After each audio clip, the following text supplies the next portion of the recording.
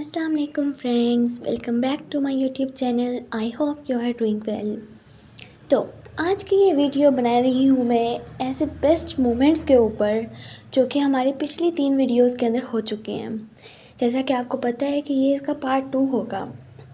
हमने episode number 1, episode 2 और 3 के ऊपर भी एक बेस्ट मोमेंट्स वाली वीडियो बनाई है। तो अगर आपने अभी तक उसको नहीं देखा है तो प्लीज़ जाएं और उसको जाके देखें, और इससे आपको बहुत मज़ा आएगा। और जब हम आप एक सीरीज़ के साथ चल रहे होते हैं ना, तो उसमें देखा जाता है कि पहले कौन सी एपिसोड्स आई, फिर कौन से मोमेंट्स आए, फिर कौन से एपिसोड्स और कौन से मोमेंट्स। इस तरह आपको देखने का और ज़्यादा मज़ा आएगा। तो अभी के अभी मेरे चैनल को सब्सक्राइब करें और लाइक करें और शेयर करें। चलें अब देखते हैं कि हमारे पास इन मोमेंट्स में कौन कौन से अच्छे अच्छे मोमेंट्स थे। सबसे पहले जो आता है वो ये था कि नूरुल हुदा मलिहा के लिए बहुत ज़्यादा परेशान होता है। हम देखते हैं कि मलिहा सज धज कर आती है और ट्रे में कुछ कप रख कर अपने बाबा जान और नूरुल हुदा के सामने पेश करती है। हमने देखा उसमें कि किस तरह से उसे इग्नोर कर दिया जाता है, उसकी तरफ तवज्जो ही नहीं दी जाती। वो चाहे जो मर्ज़ी बात करे, कुछ भी बोले, उसके बाबा उसकी तरफ कभी देखते तक नहीं थे, कभी उसकी बात को सीरियस लेते ही नहीं थे।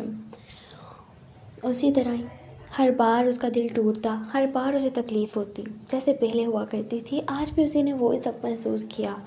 और नूरुल हुदा जो कि अब ये सब कुछ देख पा रहा था, उसे रहा नहीं किया, तो वो अपने बाबा जान से कह ही देता है कि क्या आपको नज़र नहीं आ रहा कि मलिहा आपको कब पकड़ा रही हैं। ये चीज़ दिखाता है कि नूरुल हुदा उसके लिए कितना ज़्यादा सेंसिटिव था, वो उसकी कितनी ज़्यादा केयर करता था। हर चीज़ को वो भी महसूस करता था जो मलिहा महसूस करती थी। उसकी तकलीफ़ नूरुल हुदा को भी होती थी। हमें ये सीन सिखाता है और बताता है कि जब हम किसी से इग्नोर हो जाते हैं तो हम पर क्या गुजरती है। और उसके बाबा जान का उसके साथ रवैया, यही वजह थी कि नूरुल हुदा का बाद में उसके बाबा जान के साथ ये रवैया हुआ। लेकिन फिर भी इतनी भी क्या कि वो अपने चाचा से इतना ज़्यादा खफा हो गया कि कभी बात करने का दिल नहीं करता, कभी उनकी फ़िक्र करने का उनका दिल नहीं करता। ऐसी भी क्या बीच में बात हुई जो इतना दूर हो गए वो दोनों। हालांकि उनके फादर की डेथ काफ़ी टाइम पहले हो चुकी थी, तो उनके चाचा ही थे जिन्होंने उसे संभाला। लेकिन फिर भी ऐसी क्या बात हो गई जो इतना ही दूर हो गए। चाहे जो भी हो, वो चाहे मलिहा को इग्नोर भी करते हो, तब भी वो इतना दूर कैसे हो सकते हैं। तो इन सारे सवालों का जवाब हमें अपने आने वाले एपिसोड्स में मिलेगा। फिर एक अगला मोमेंट आता है जिसके अंदर हमें पता लगता है कि वो अपनी पेंटिंग के बारे में बात कर रही है, लेकिन तब भी उसके बाबा जान उसे इग्नोर कर देते हैं, जबकि नूरुल हुदा तब भी उसी की सपोर्ट करता है और उसकी हर एक बात को गौर से सुनते हैं, हर एक बात को समझते हैं और उसका साथ देते हैं।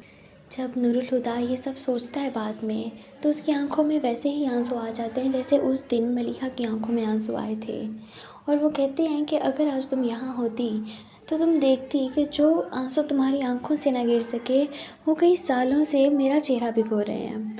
तो ये तकलीफ़ की आखिरी हद होती है जब आप किसी और की तकलीफ़ को दोबारा सोचें और वो आपको वैसे ही अंदर से झंझोड़ डाले जैसे कि वो सब कुछ आप पर गुजरा हो।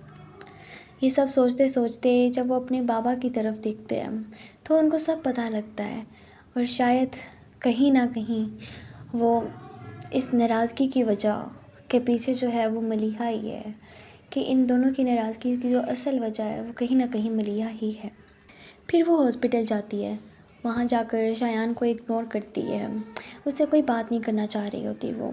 और वो करती भी क्या, अब जब उसका भरोसा ही तोड़ गया था तो वो क्या कर सकती थी। जब किसी इंसान का आप यकीन ही तोड़ डालो तो वो आगे आपसे क्या ही कोई बहस करे। वो इग्नोर करती है उसे, जो उसे करना भी चाहिए था। और वहाँ जाके ये ऐलान भी करके आती है कि वो बहुत जल्द शादी करने वाली है, और इस चीज़ के ऊपर जो उकसाने वाला था वो खुद शायान था। उस वक्त उसे यही लगता है कि वो ऐसा ही सब कुछ क्यों होने दे रहा है, और उसे उस पर बहुत गुस्सा आता है। लेकिन वो अपने गुस्से पर कंट्रोल करते हुए, अपने जज्बातों को अपने अंदर ही रखते हुए ये सब कह जाती है।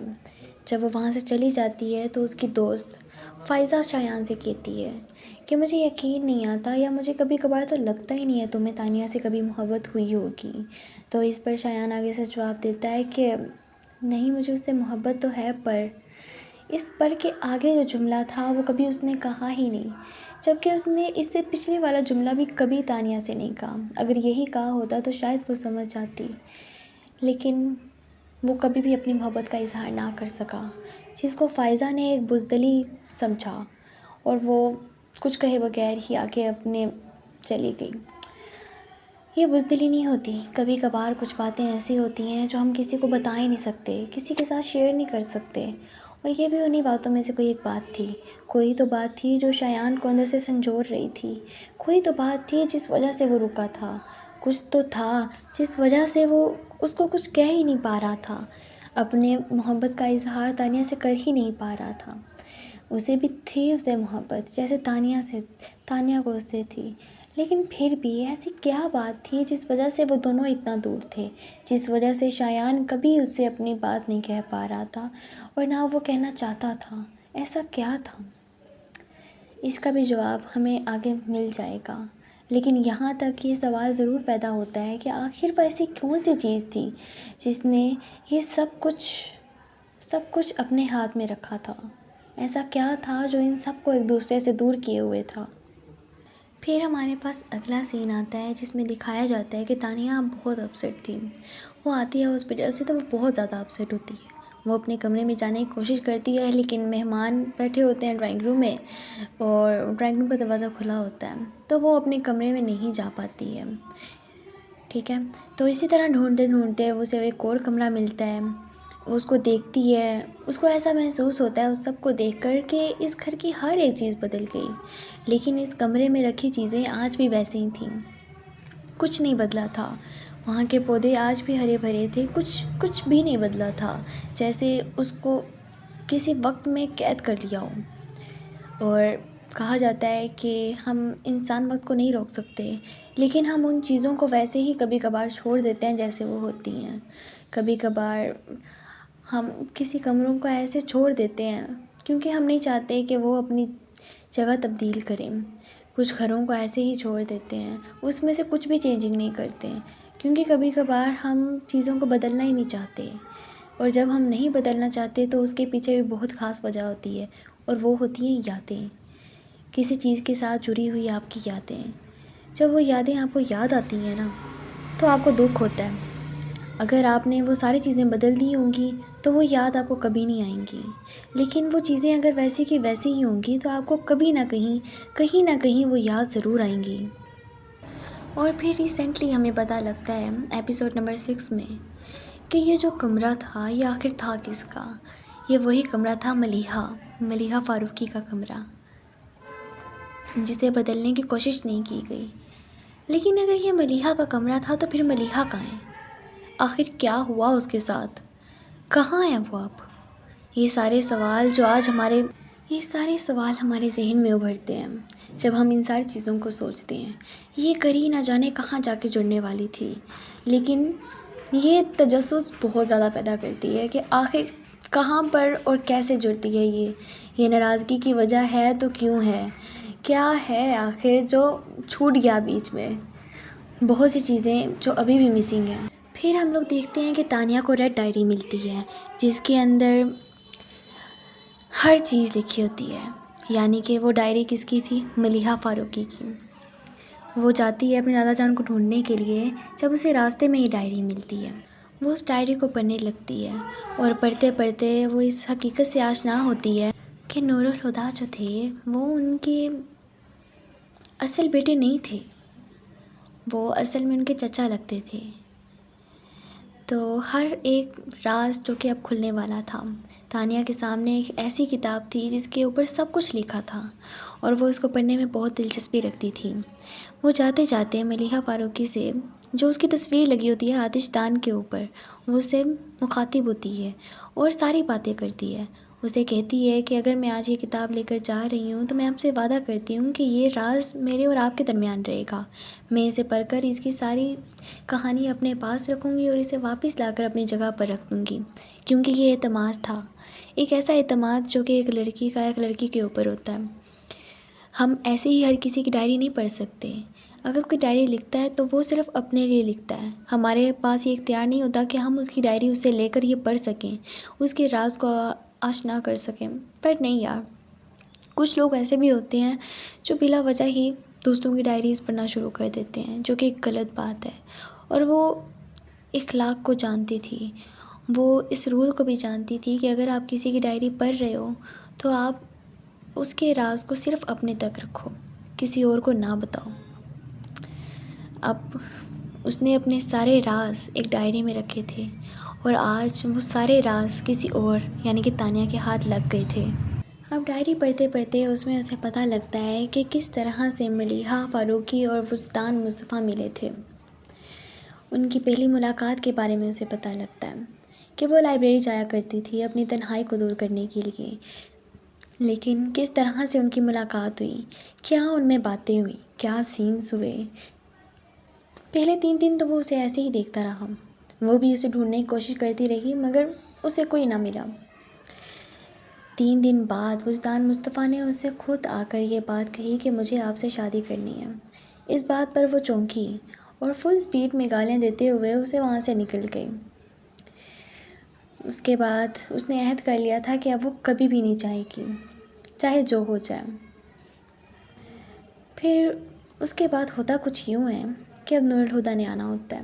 وہ گھر پہنچتی ہے, اپنے پاپا سے ملتی ہے تو اس کے پاپا کہتے ہیں کہ تم نے کیا تیار کر دیا نور الہدیٰ کی ساری تیاری ہو چکی ہے اس کے آنے کی, اس کا کمرہ تیار ہے. تو وہ کہتی ہے ہاں جی تیار ہے. یہ ساری باتیں ہوتی ہیں. نور الہدیٰ کا کمرہ ہر چیز ہر ایک ٹھکانے پر ہوتی ہے. وہ انتظار کرنے لگتے ہیں. اس بار پھر اس کے بابا جان اسے نگلیکٹ کرتے ہیں, اسے اگنور کرتے ہیں.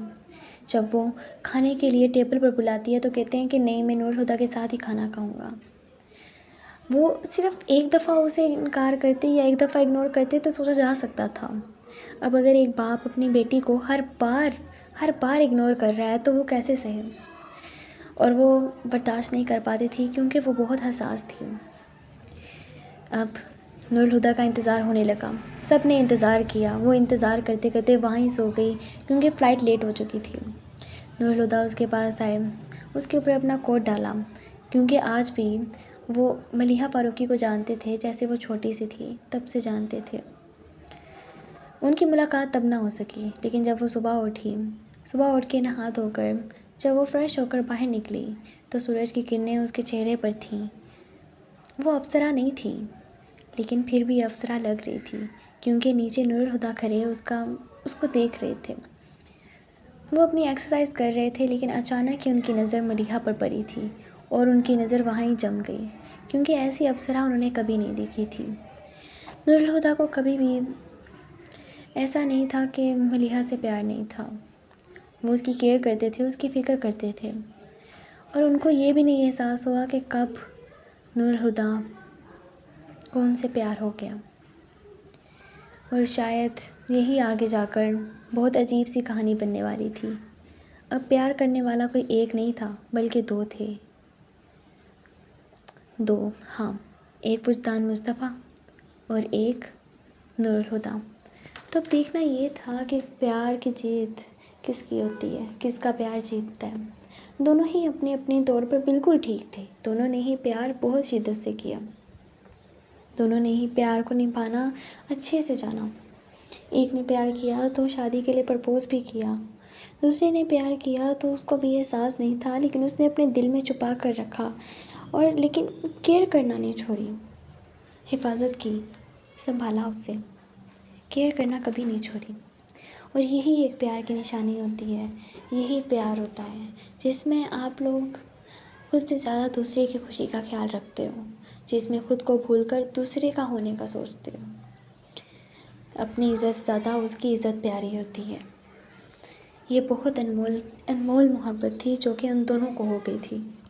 پھر ملیحہ بھی نور الہدیٰ کی طرف دیکھتی ہیں اور وہ تھوڑی سی ٹھٹک جاتی ہیں کہ یہ ابھی یہاں پر کیا کر رہے ہیں. انہوں نے تو دیر سے اٹھنا تھا کیونکہ فلائٹ لیٹ ہو گئی تھی, تو اس کا خیال تھا کہ اب دیر سے اٹھیں گے, پر ایسا ہوتا نہیں ہے, وہ جلدی اٹھ جاتے ہیں. وہ بھی نیچے آتی ہے, جوس بنا کر بھیجتی ہے. وہ جوس کا گلاس دیا واپس آ جاتے ہیں. نور الہدیٰ سے تھوڑی سی بات ہوتی ہے پر زیادہ نہیں، کیونکہ ان کو پتہ ہوتا ہے کہ ان میں کافی دوریاں آ چکی تھیں۔ وہ جب گئے تھے تب وہ کافی چھوٹی تھی، تو ملیحہ کا ان سے یہ برتاؤ نارمل تھا، کچھ زیادہ خاص نہیں۔